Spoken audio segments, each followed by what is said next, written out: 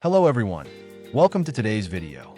We're going to talk about one of the most influential philosophical works in modern Chinese thought, Mao Zedong's On Contradiction. Don't worry, this isn't some lofty, inaccessible academic text. It's actually a practical thinking tool that helps us analyze problems and find solutions. Whether you're a student, a professional, or an entrepreneur, you'll find inspiration here. On Contradiction was written in the 1930s, when the Chinese Communist Party was facing a major intellectual crisis.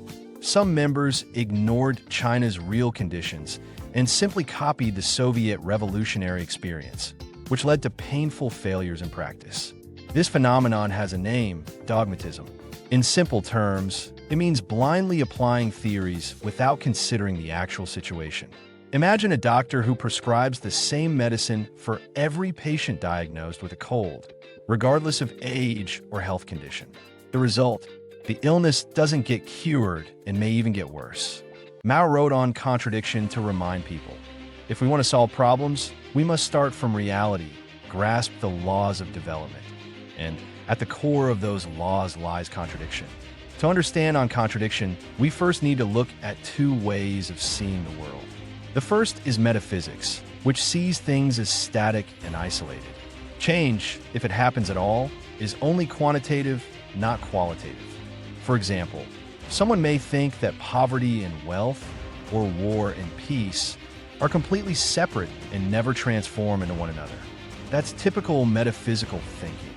The second is dialectics, which holds that things are interconnected and constantly developing. The root cause of change lies in internal contradictions. External conditions matter, but they only take effect through internal contradictions. Take this example. Heat can make an egg hatch into a chick, but it can never make a stone hatch into one. Why? Because the internal structure is different. This shows the decisive role of internal causes. So, what is a contradiction? The most vivid image is the spear and the shield. One attacks, the other defends. They oppose each other, but must coexist. Mao pointed out, contradictions exist in everything, in nature, in society, and in our thoughts. Hot versus cold, motion versus stillness, life versus death, success versus failure. It is precisely these opposites that drive development forward. That's why the first step in analyzing any problem is simple: find a contradiction. Contradictions are everywhere, but each has its own particularity. For example, startups and mature companies face very different contradictions. A startup may struggle with survival versus burning cash, while a mature firm may wrestle with innovation versus conservatism. If you ignore these differences and apply the same solutions, failure is inevitable. Mao emphasized that we should learn to move from the particular to the general, and then from the general back to the particular. Think of the black swan story. At first, people thought all swans were white. But when black swans were discovered, the conclusion had to be revised.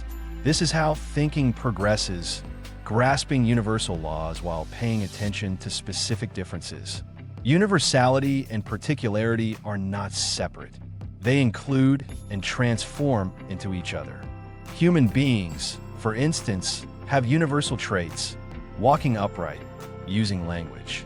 But each person also has unique features: personality, appearance, talents. These are particular contradictions.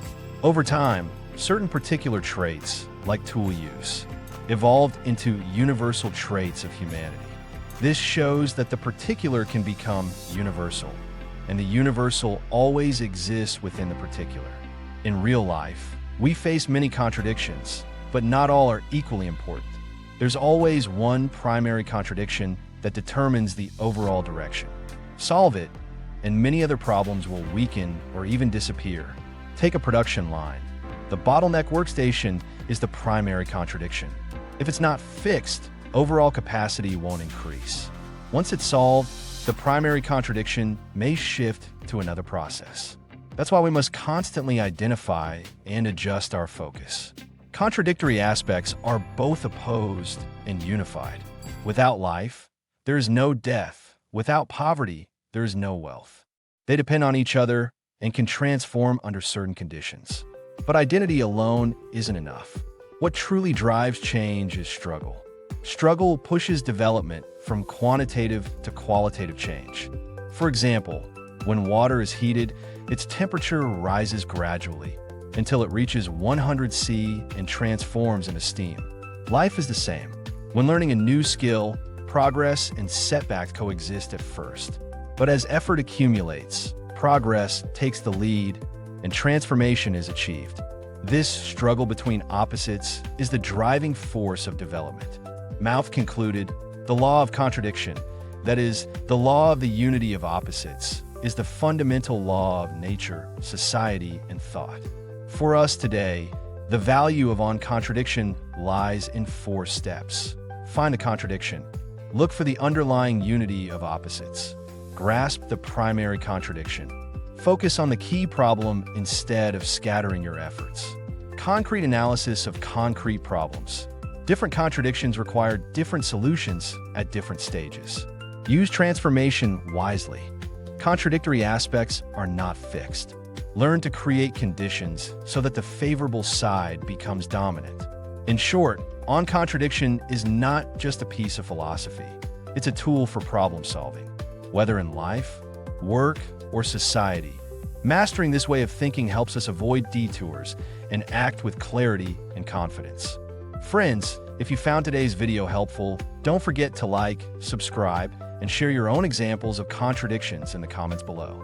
See you next time.